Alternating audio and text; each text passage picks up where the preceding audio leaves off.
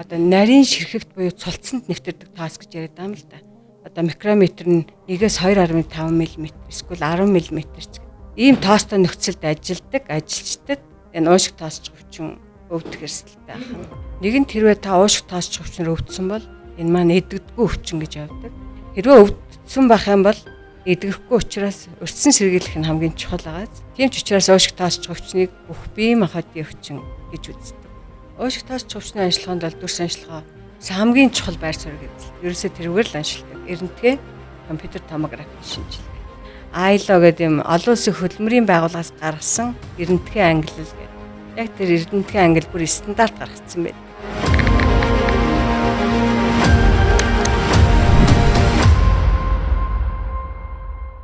За сайн байцгаана уу. Ингээд доктор Grandmed podcast энэ удаагийн дугаар эхэлж байна. Өнөөдөр бид нэр Grandmed эмнэлгийн дүрс анжилгааны тасгийн эрхлэгч Гарамж авимчтайгаа уулзах гэж байна. Сайн байна уу та? Сайн байна уу? За өнөөдөр бид нэр уушигны тоосчлт гэдэг сэдвээр ярилцах гэж байна. За тэгээд нэлийн гоё ярилцлага болно гэж найдаж байна. Тэрнээс өмнө та бидэрт бас үзэгч сонсогчдод маань өөрийгөө нэг танилцуулаач тавчхан. За намайг Ишг Даваагийн Гарамж гэдэг 2022 онд Анагаах ухааны их сургууль төгссөн. За 2008 онд дүрс анжилгааны нарийн мэргэжил эзэмшсэн. За энэ Анагаах ухааны чиглэлээр нийтдээ 20 гаруй жил ажиллаж байгаа юм эмч байна. За 2022 онд уушиг тоосч өвчний дүрс анжилгаа сэдвээр PhD хамгаалсан. За. Тэгэхээр уушигны тоосчлтын тухай одоо баг хамгийн их мэдж байгаа хүн биш магадгүй болчиход шүү дээ. Тэгэхээр яагаад ийм сэдвэр ер нь гэхдээ одоо докторийн ажлаа хийхээр болсон бэ? Хүмүүс ч одоо докторийн ажил дээр их нухацтай ханддаг шүү дээ. За энэ сэдвийг сонгох болсон маань бол практикаас сургаж гарсан. За би нэг Эрдэнэт хотод Эрдэнэт медикал эмнэлэгт дүрс анжилгааны эмчээр ажиллаж байсан. За манай эмнэлэгт ойролцоогоор жилдээ нэг 10,000 орчим уурхайчд өртсөн үзлэгт оролдог ийм байгууллага байна. За тэгээд энд ажиллаж байгаа явцад одоо жил бүр өртсөн сэргийлэх үзлэгт ордог уурхайчдаас одоо нэг хүн уушигны хавдар өвчний одоо эцсийн шатанд онцлогдоод одоо нас орж байсан тохиолдол байсан. За тэгэнгүүт үнэхээр одоо энэ хүмүүсийн уушигны өвчнөр өвчих эрсдлийн хүмүүст онцлогоо хэр явагдаж байгаа. За тэгээд эрдэнэтгийн шинжилгээ маань одоо энэ уушиг тоосч өвчин энэ уушигны өвчний онцлогоонд одоо хэр байгаа нь ер нь бол уурхайчдын уушиг тоосч өвчний онцлогоо эрдэнэтгийн онцлогоогоор л явагддаг байхгүй юу? Тэгээ энэ маань одоо онцлогоо хангалттай юм уу гэдэг асуулт гарч ирсэн. Тэгээ энэ асуултын хариултыг хайгаад энэ хөл судалгааны ажлыг эхлүүлсэн байгаа. Багш нар маань ч гэсэн дэмжиж. Тийм тэгээд судалгаа гэдэг бол мэдээж багийн ажил. Тэгээд багаараа бид нар энэ хөл судалгааг хийгээд эндээс юу гарсан бэ гэхээр эрдэнэтгийн шинжилгээ маань бол онцлогооны ач холбогдолтой юм байна. Одоо тийм ээ энгийн өртөг багтай ийм шинжилгээ юм байна. Гэхдээ зарим тохиолдолд одоо шинж тэмдэггүй бүдэг явагдаж байгаа ийм шинжилгээнд энэ багтунд компьютер томографийн шинжилгээ бас чухал юм байна гэдэг юмд үнэлтэн төрсэн. За компьютер томографийн шинжилгээ маань бол эрдэнэтгэнтэй харьцуулахад анжилгааны чадамж өндөр хэдий ч энэ маань нөгөө цацраг үсгэрпхийн аппарат байхгүй. Цэцрийн ачаал өгдөг. Тэгэхээр энэ ачааллыг нь бууруулсан багтунд компьютер томограм гэдэг юм дамжуулсан практик нэвтрэх хэрэгтэй юм байна гэдэг. Тэгээд энэ хөл судалгааг өрнүүлсэн юм байна. Зөв. Окей. За тэгэхээр өнөөдрийн подкаст бол яг илүү хөдөлмөрийн эрүүл мэндийн үзлэгтэй илүү холбоотой илүү ажил мэргэжил дээрх эмгэг өвчин байгаа шүү дээ. Энэ өвчин бол ерөнхийдөө бол зүгээр одоо амьдраад байж байгаа хүмүүс өвлийн утаа ч юм уу ингээд агаарын бохирдол идрээс болоод юу яадаг вэ? Ер нь уушигны тоосчлолтой болд юм уу? Эсвэл зөвхөн тэр онцгой мэргэжил одоо жишээ нь уурхай зам ч юм уу тийм хүмүүст нь энэ өвчнийг тусдаг юм уу? Ер нь яг уушиг тоосч өвч маань ажил мэргэжлийн холбоотой голчлон үүсдэг. За уушиг тоосчих буюу одоо пневмокониоз гэдэг маань одоо тоосоор удаан хугацаанд амьсгалсны улмаас тэр тоос маань уушигны гүн нэвтрээд уушгийг гэмтээснээр үүсдэг юм архаг өвчин юм байна. За тэгэхээр тоосчлт гэдэг байгаа шүү дээ. Тэгэхээр одоо яг миний мэдих тоос боллоо нэг ширээн дээр ингээд байж байгаа юм тоос шүү дээ. Тэгээ ингээд арчаад авчдаг юм одоо юу гэв? Одоо тийм тоос бол хүн болгонд тоос гэхээр ойлгомжтой шүү дээ. Яг тэр тоос бидний уушиг руу ороод бидний гэмтээгээд байгаа мó? эсвэл илүү яривхтай эсвэл илүү өөр зүйл өвчин үсгэгч ч юм уу те тийм юм бид нар тэрийн дотор ороод тэгэхээр хүмүүст ойлгуулах га тоос гэж яриад байгаа юм уу? Тоос гэдэг маань альва зүйлийг өөрөө нуунтаглах, бутлах явцад үүсдэг. Маш нарийн одоо бүр микрометр гэдэг нэгжээр ярьдаг бид нар. Тийм нарийн ширхэгтэй тоосны талаар ярьж байгаа. Тоосыг ангаах хонд бол нарийн ширхэгт буюу бүр цулцсанд нэвтэрдэг тоос, за том ширхэгт тоос гэдэг ингээ ангилдаг. За нарийн ширхэгт гэхээр бүр 2.5 микрометр. Буюу одоо микрометр гэдэг хэмжээг ойлгуулна гэдэг маань одоо 0.1 мл маань 100 микрометртэй тэнцдэг. 0.1 мм маань 100 микрометртэй тэнцдэг. Ийм жижигхэн нарийнхан маш нарийн ийм зүйлийн талаар яриад. Нүд бол харахгүй мэн те. Хүний нүд бол тэр тоосыг харах боломж чадваргүй. Аха. Зөвхөн электрон микроскопын тусламжтайгаар хэд дахин өсгөж тэр тоосыг харж чаддаг. Зөв. Тэгэхээр за тийм нарийн тооснууд бол хортой байгаа мэн. Тэгтээ нөгөө миний мэдээд байгаа тоос байгаа шүү дээ. Тэр миний амлуураар би тэрүүгээр амьсгалвал тэр намайг өвтгөж байгаа юу? Яг гоо томоохон тэр чинь нүдэнд харагдаад байна шүү дээ. Улаан цайн бүр ингээд ачаад авч байгаа тоос байл та. Тэр тийм тоос бол яг хүний амьсгалын дээд замаар те хамар зайлгуур төвөнх за тэгээд цагаан мөгөр солроо ороод тэнд ингээд юу байдаг байхгүй хүний хамгаалах механизм байж байдаг. Нэг давхар юм учуур эсүүд байдаг байхгүй. Бортхон бол намраа эсүүд гэдэг. Бортхон эсүүд маань нөгөө жоохон шүүрл ялгаруулад гаднаас ингээд тоос ороод ирж тэгэнгүүт чочроод шүүрл ялгаруулад за тэрийн нөгөө намраа эс маань ингээд гадагшлуулад буцаагаад тэг ингээд цэр нус шүүс болоо гарчих нь шүү дээ. Хамгаалах механизм өөрөө ажилладаг байхгүй. Нус мөн үү? Тэ нус болж гардаг байх нь шүү дээ. Тэгэхээр ерөнхийдөө бол тийм том тоос, тийм том хэмжээний тоос бол харьцангуй бие махбод маань тэрийг зохицуулчихдээ. Өөрөө хамгаалах систем ажиллаад гаргачихна шүү дээ. Нарийн байх тусмаа л одоо амьсгалын дээд замаар дамжаад уушиг буюу уушигны цулцсан гэж яриад байгаа. Одоо хамгийн эцсийн нэг жиргэг гүн нэвтэрдэг.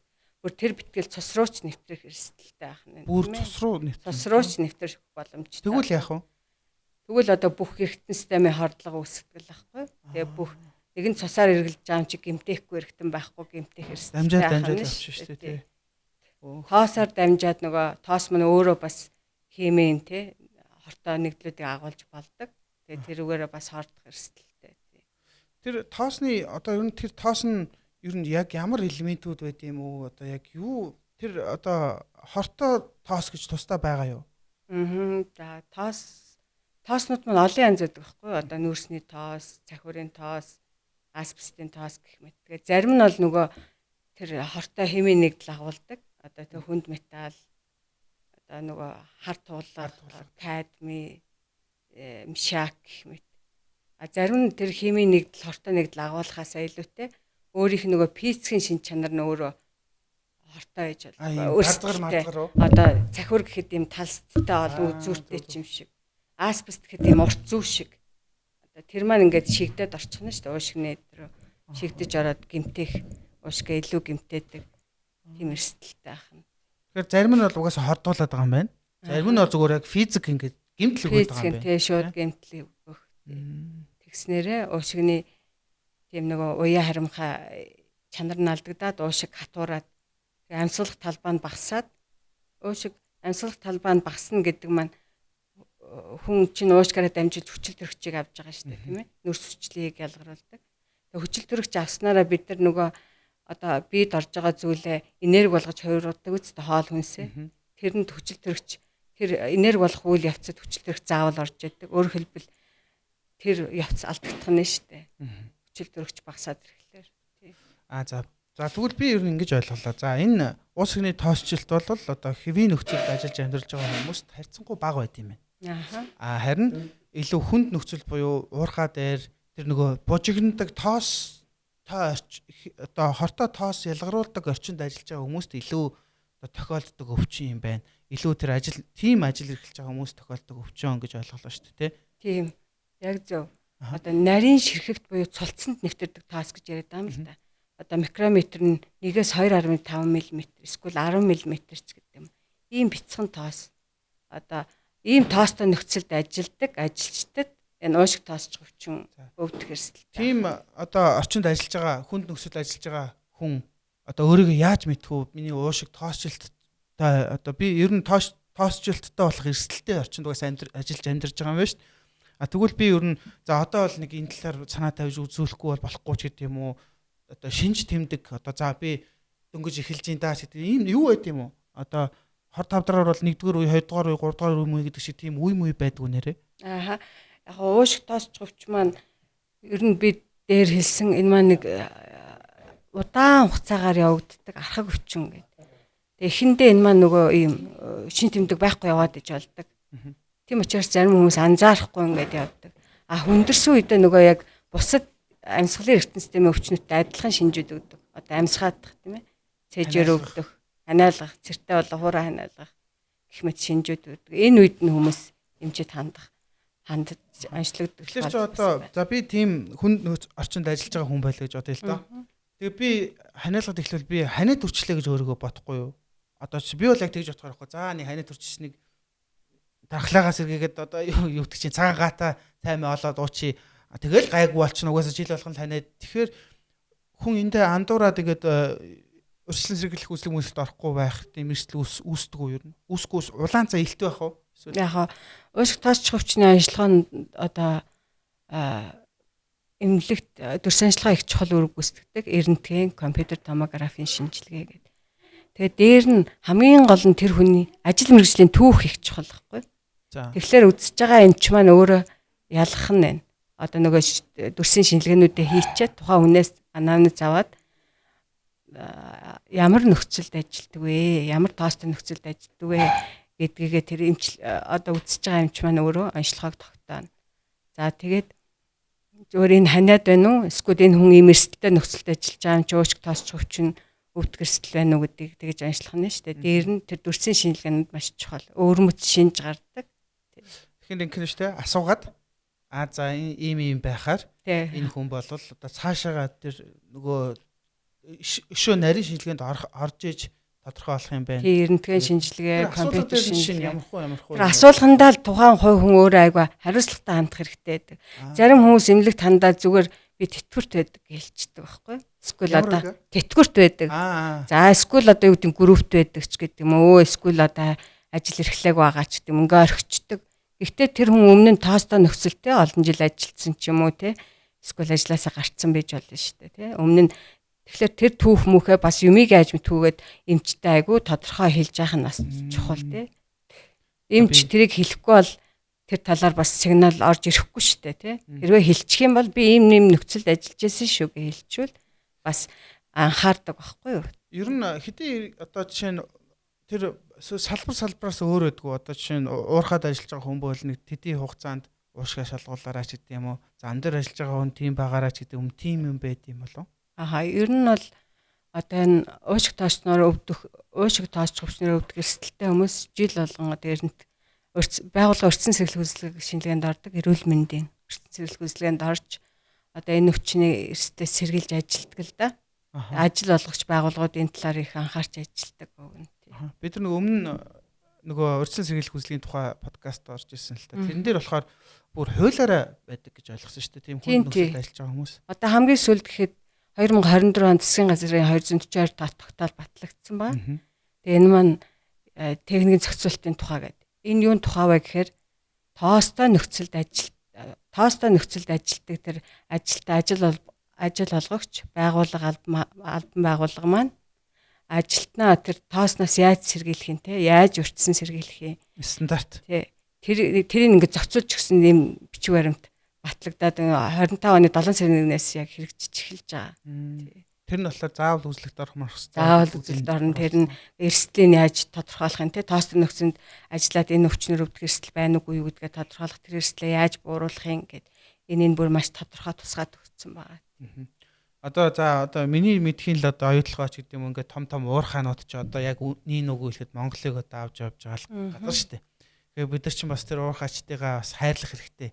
Тэгэхээр тэр хүмүүс чинь болохоор бараг тэрийг хамгаалж болдог үстэй. Одоо тэр хүмүүс одоо зөв зохистой хувцлаад ч юм уу тэр хөдөлмөрийн аюулгүй байдал сайн явуулна. одоо уушигны тоосчлолтоос бол хамгаалж байгаа юу? Эсвэл ер нь явцдаа тэгэл энэ өвчнөд тусдаг уу? Ер нь. Тий. Ер нь яг уу томоохон уул уурхайн байгууллагууд бол ажилчдын эрүүл мэндийн хамгаалалт бол айгүй сайн, хөдөлмөр хамгаалал бол айгүй сайн байд юм лээ. Тий. Энэ талаараа тэр тухайн байгууллага маш сайн ажилладаг. Маск заскын сайн өгөөд тухайн хүний тэр ер нь бол уушиг таасч өвчнөр өвдөхгүй байхын тулд тэр хувь хүн өөрөө тэр маска зүүх тийм хөдөлмөр хамгааллын дэглэм дүрмээ сайн баримтлах гэдэг нь хамгийн чухал. Одоо би ингээд уушигны талаар бас одоо подкастт орж байгаа юм шиг жоох юм судлалаа л та. Тэгээд уушиг чинь одоо тоосчсон ч юм уу гэмтчих юм бол ингээд сэрэгдэггүй гэдэг юм. Тэгэхээр тэр үнэн үү тэр одоо тэгэхээр чи өөр маш ноцтой болж хувираад байна л та. Миний бодлоор. Яг тийм нэгэн тэрвээ та уушиг тоосч өвчнөр өвдсөн бол энэ маань эдэгдэггүй өвчин гэж явдаг. Тийм. Бусад одоо уушигны өвчнүүд бол одоо чинь ханаад уушигны хатгалгаа эдэр маань эдэгчиж тэр үтгэл сүрээч гэсэн 100% эдгэрдэг тий. Тэгтэл уушиг тоосч өвч маань эдэгдэггүй. Гэхдээ яг бид нар одоо шинж тэмдгийг бууруулах тий тухайн хүний тэрлийн чанарын сайжруулах юм арга хэмжээ бол авдаг. Гэхдээ тэгэхээр хэрвээ өвдсөн байх юм бол эдгэхгүй учраас урьдчилан сэргийлэх нь хамгийн чухал байгааз. Тий. За тэгэхээр яаж урьдчилан сэргийлэх вэ? Яг хоо түрүү хэлсэн тийм ээ. Ажил олгогч байгууллага өөрсдөө одоо тэгээд маш сайн энэ хөдөлмөр хамгааллыг явуулах ёстой. За тэгээд энд маань тоостой орчин нөхцөл байх юм бол аль болохоор одоо бууруулах инженер техникийн янз бүрийн аргууд байгаа л да гаржуулах одоо чигшүүлэгч гэдэг юм уу. Дээр нь ерөөсөө хамгийн гол нь тэр хувь хүн өөрөө хөдөлмөр хамгааллын дэглэмэл сахих. Маска зөв. Дүрмээр даах хэрэгтэй юм шүү дээ. Дүрмээр даахаас тэгээд дээр нь одоо урьдчилан сэргийлэх үзлэгтэй тий заавал орж байх тий. Гэтэ тэндээ үннээ хэлэх хэрэгтэй. Тий яг зөв үннээ хэлэх тий. Тэгэж байгууллага бол бид нар хаана ажиллаж байгааг нь мэдчихэж байгаа. Тэгтэл магадгүй тий төр ажилласаа завсарлцсан эсвэл нэг ажлаас нөгөө ажил сэлгэсэн иймэрхүү хүмүүс хаягдчих гадаг байхгүй. Тэгэхээр тэр түүхээ өөрийнхөө ажил мэргэжлийн түүхээ эмчтэй одоо сайн хэлж явах хэрэгтэй. За тэр бүгдийг хийхээс гадна одоо хувь хүний дадлаар хийх юм гэж байна уу? Одоо чинь уушиг хамгаалахдаа одоо ер нь тогтмол тэгж байгаараа ингэж байгаараа тэрийг бити хэрэглээрээ тэрийг хэрэгжилж байгаараа ч гэдэг юм уу жишээ нь одоо хамгийн түрүүнд тамхи шүү дээ. Яг зөв. Тамхи татах юм бол мэдээ тамхи татдаг хүн эрүүл хүнтэй харьцуулахад уушиг тоосч өвчнөр өвдөх эрсдэл нь хэд дахин нэмэгддэг. Энийг бол тий олон улс тамхи татдаг хүн эрүүл хүнтэй гэхээр тамхи татдаг хүнийг та бараг өвчтэй гэж хэлж байна уу? Бараг өвчин үүсэх маш эрсдэлтэй. Тамхи татах юм бол тий энэ уушиг тоосч өвчнөр өвдөх эрсдэл хэд дахин нэмэгдэх нь шүү дээ. За нэг үйлдвэрт одоо хоёр хүн ажиллаж байлаа. Нэг нь тамхи татдаг, нөгөө нь татдаггүй байлаа гэхэд одоо татдаг хүн маань татдаггүй үнтэй харьцуулахад уушиг тоосч өвчнөр өвдөх эрсдэл нь хэд дахин нэмэгдэх нь шүү дээ. За ямар ч байсан одоо өөрөө тийм хэцүү орчинд ажиллаж байгаа юм чинь ятгана тамхи битгий татаараа веб битгий татаараа тий. Тэгээд жил болгоо урьдчилан сэргийлэх үзлэгт орж хэвшээрээ хөдөлмөр хамгааллын дүрмээ сайн сахиараа гэж зөвлөе да. Уусыг тоосох өвчин болохоор зөвхөн ингээд би амьсгалж чадахгүй болох л амьсгалахад хэцүү болоод ингэх юм уу эсвэл өөр өвчнүүд бий болоод ингэдэг үү ер нь би болохоор нэг юм уншижсэн чинь зүрхний шигдээс гэсэн баха ингээд амин нөлөөлдөг гэж уншлаа л да. Тэгэхээр эн чинь одоо ингээд амар нөлөөллөд байна уу? Эсвэл зөвхөн л уушгаа гэмтэйгээл би амьсгалахад хэцүү болоод байгаа юу? Хор тавдар бас үүсэх эрсдэл бий болдгоо энэс болж. Болно. Одоо жишээ нь тэр асбестоз гэдэг асбестийн тоосоор үүсгэснээс өвддөг өвчин байна тий. Энэ нь бол энэ үед уушгины хавдар болон гэлтэнгийн хавдар үүсэх эрсдэл маш өндөр байдаг тий. Асбестийн тоосонд өртдөг ажилчид гэдээ би түр хэлсэн тийм ээ. Дулааны станц ажиллачаад усны хоолой ажиллачаад за тэгээд гэх юм. За нөгөө хуучин барилга нурааж байгаа хүмүүс бас анхаарах хэрэгтэй байна. За тэгээд түрүүнд асуулаа тий. Нөгөө өөр өвчнөр зөвхөн уушиг өвддөг юм өөр өвчин өвдөж болох юм уу? Өөр өвчин өвдөж болно. Яг тэгвэл нэгэн уушиг гэдэг чухал хийн солилцоо явуулдаг чухал эрхтэн маань өөрөө тэр хийн солилцоогоо явуулах нь багасаад ах нь шүү дээ. Уушиг маань хатуураад ингээ үеийн харимхай чанараа алдаа хатуураад сорвжоод идэг. Тэгэнгүүт тэр хийн солилцоо маань багасаад тэгснээр цусны эргэлтэнд нөлөөлөд архаг хүчил төрчин дутагдлалд хүргээд идэг. Энэ маань бүх бие эргэтэн систем одоо зүрх судасны системийн өвчин байж үүсгэж болох нь байна те мэдрэл хордлого үүсгэж болно бөөрийг гэмтэх эрсдэлтэй гэх мэт. Тийм ч учраас уушиг таасч өвчнийг бүх бие махбодын өвчин гэж үздэг. Бүх бие махбодын өвчин. Энэ өвчнөр ямар санда хөдөлмөрийн чадвар алдаад байна тийм ээ. Ер нь бол Монгол хөдөлмөрийн чадвар хөдөлмөрийн чадвар алдаад байгаа хүмүүсийн бүр 50-аас дээш хүн 2 хүн тутмын нэг нь энэ уушиг таасч өвчнөр хөдөлмөрийн чадвар алдсан гэсэн судалгаа байна. Тэгвэл ер нь маш ноцтой байх нь би ч нэгэн өвдөл эдгэрхгүй байх нь тийм ээ. Одоо за энэ уушиг таасчих өвчин за үзлэгт орлоо. Ингээд хөдөлмөрийн эрүүлэнд үзлэгт ороод уушиг таасчих өвчин гэдэг тэр нь жоохон хүндэрсэн байдаг ч юм уу эсвэл ахын шатантай байвал тэр хүн буцаагаад ажиллаж болох уу эсвэл одоо тэр үедээ байвал ажиллаж болохгүй гэдэг тийм юм байд юм бас. Яг хөнгөн үедээ тэг шинж тэмдэг багтаа бол эмчийн хяналтанд тоосгүй нөхцөлд ажиллаж болно. Хүнд үедээ бол заавал ажлын нөхцөлөө солих ёстой. Энэ өвчин ч одоо эдгэрхгүй гэдэг чинь тодорхой хэмжээнд л одоо бид нар сайн одоо судалж яваа л гэсэн үг шүү дээ. Ер нь бол тий. Одоо судлагдаж яваа тэгэл ер нь ирээдүйд эмчлэгдэх л байлгүй дээ тий. Тэгэхээр энэ тал дээр одоо олон улсад ч юм уу дэлхийд даяараа явж байгаа судалгаа одоо тийм зүйлсүүд юу байна? Ер нь бол энэ өвчин маань пневмокониаз буюу тий уушиг тоосч гэдэг. Ер нь пневмо гэдэг маань уушиг, кониа гэдэг нь тоос гэсэн грек үгээс гаралтай. Энийг бүр анх 1866 онд Германы эмч Цвинкер гэдэг эмч оруулж ирсэн байгаа. Тэгээ олон улсад энэ маань одоо болтол маш олон тооны судалгаанууд хийгдэж байна. Тэгээ энэ өвчин маань ер нь нөгөө хөгжиж буй орнуудад одоо тохиолдол их өндөр байгаад байна. Гэсэн хэдий ч одоо хөгжилтэй орн болох Хятад, Австрал гэх мэтэд бас тохиолдлын тоо өндөр байна гэд судалгаа гарсан билээ. Одоо тухайлбал 2021 онд нийтдээ нэг 520 мянган хүн энэ өвчнөр өвдсөн байна гэсэн судалгаа байлээ. Дэлхийд даяараа. Тэгээд хүүсийн хувьд бол нөгөө эрэгтэй хүмүүс илүү их өвдөд байдаг тий. Ийм байна.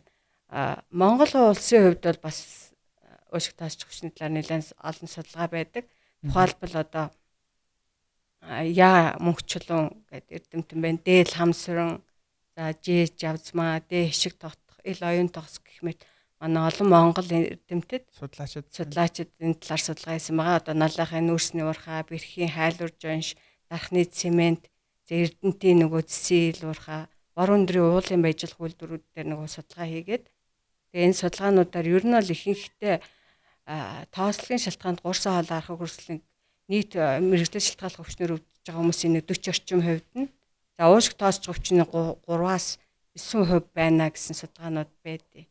Тэгээ энэ хамгийн сүүлд одоо 2015 оны үед нандин цэцэг нарын судалгаагаар энэ бүр тоо нэмэгдээд тоослогын шалтгаанд гурсан хоол архаг хүрсэл бүр 55.7%, уушиг нөгөө пневмокониаз уушиг таасч өвчин маань бүр 16 орчим хувьтай болоо нэмэгдсэн байсан. Тэгэхээр аль нь тийм Монголд нэмэгдсэн байна гэдэг. Энэ тэгэхээр одоо юунаас болоод энэ болохоор нөгөө багаж юм сайжраад илүү их илрүүлээд байна уу? Эсвэл хүмүүс илүү их өвдөд байна уу? Эсвэл илүү олон хүн одоо энэ чиглэл рүү ажилд ороод байна уу? Юунаас болоод яг одоо мэдчихэж байгаа. Тий. Олон зүйл нөлөөлж байгаа гэж би харж байгаа. Одоо мэдээж Монголд маань сүүлийн жилүүдэд үйлдвэр уурхай маш эрчимтэй хөгжиж байна, тийм ээ. Барилга жилт маш сайн явж байна, хотчил ихсэж байна. Энэтэй холбоотой үйлдвэр уурхай ажилчид өөрөө нэмэгдэж байна. Дээр нь мэдээж онцлогоо маш сайжирч байгаа. Одоо өмнө нь бол нөгөө байгууллага өртсөн сэргэлт гүйцэтгэгчид хвчлэн эрдэнэтгийн шинжилгээгээр явагддагс одоо дээр нь тэгээд шаардлагатай хүмүүст багтунд компьютер томографи шинжилгээ хийя гэдэг одоо тэр 24 оны тогтоолоор гараад ирлээ шүү дээ. Тэгээ гих мэтчлэн ингээ нарийн шинжилгээнүүд нэмэгдэж байна. Хүмүүсийн маань эрүүл мэндийн боловсрол бас сайжирч байна, тийм ээ. Өөрсдөө эмнэлэгт хандах нь бас нэмэгдэж байна. Энэтэй холбоотой бас энэ тохиолдлын тоо нэмэгдсэн болов уу гэж харж байна. Зөв. Тэгэхээр хүмүүс ер нь энэ уушиг тоосч өвчтөй байлаа гэд бодоход одоо өрчлөн сэргийлэх үзлэг дээр очиод одоо тэр чинь юм стандартын дагуу ингээд тойрж мороод үздэг юм байлаа шүү дээ. Заавал тийм юмд үздэг юм уу? Эсвэл тэр чинь зүгээр хүн өөрөө яах вэ? Энэ стандартын эмнэлгийн талаар нь та нэг тайлбарлаад өгвөл одоо жишээ нь би одоо жишээ нь өөрөө очиод үзүүлэе гэвэл яах ёстой юм? Эсвэл тэр байгууллагаараа очие гэвэл тэр ямар стандарт, ямар одоо зүйлээр үздэг юм бол? Тий, яг гоо байгууллага өөрөө гэсэн хөтөлмөрийн эрүүл мэндийн төвтэй байгаа тийм ээ. Тэгээд урсгал нь бол янз бүр байдаг баг. Ямартай ч тэр уушиг тоочгүй хүчний онцлогоонд бол ерөөсөө хамгийн түрүүнд эрдэнэтгийн шинжилгээ, тэгээ уушигны үйл ажиллагааг заавал үзнэ спирографи шинжилгээ. Тэгээд дээр нь ажил мэргэжлийн түүх. Энэ 3 заавал байна. Тэгээ хувь хүн байгууллагаараа үзүүлж болно те. Хувь хүн өөрөө бас эмнэлэгт бас хандаж болно. Тий. Тэр нь бол одоо томоохон эмнэлгүүдэд бол нээлттэй байгаа.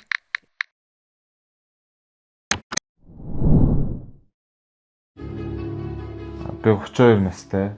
Алтны бичил уурхай 5 жилийн турш өрөмтгчөөр ажилласан уурхай хүн. Эхэндээ ажлын ачаалтаа ядрахаар л хаяа ханиалган баг зэрэг цэр гарна гэж бодоод нэг их тоодгүй явсарсан. Бараг 1 жилийн турш ийм зовөр үргэлжлсэн ч тамхитай байсан болохоор тамхинаас л болж байгаах өөрийгөө тайвшруулдаг байлаа. Тиймээс тамхинаас бүр мөсөн гарсан ч харамсалтай нь ханиалга ядрах шинж арилаагүй юу ирсэн.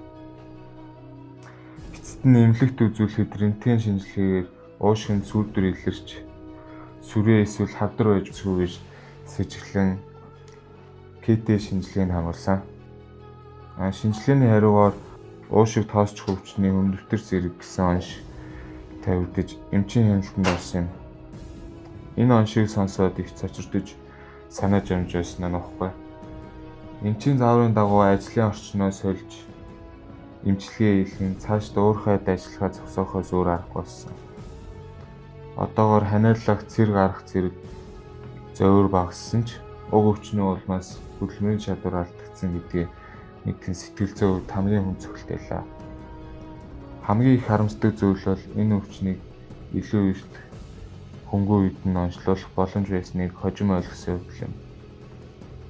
Өвчнийхөө дараа л уушиг тоосчих өвчний талаар судалж хөдөлмөр хамгаалал ямар чухал болохыг стандартын шаардлага хангасан маска тогтмол зөөх ёстой байсныг мөн тамхи татдаг байсан минь энэ өвчний суур шалтгаан болж өснгийг авахарсан. Уурхайд над шиг залуу хүмүүс олон ажилладаг. Тиймээс би өөрийн туулсан энэ туршлагаа хамт ажиллах ёстой гэж анхааруул сануулж байна. Эрүүл мэндээ эртнээс хамгаалах, өршлийн сэргийлэх нь хожим харамсахаас хамаагүй чухал гэдгийг өөрийн биеэр ойлголоо.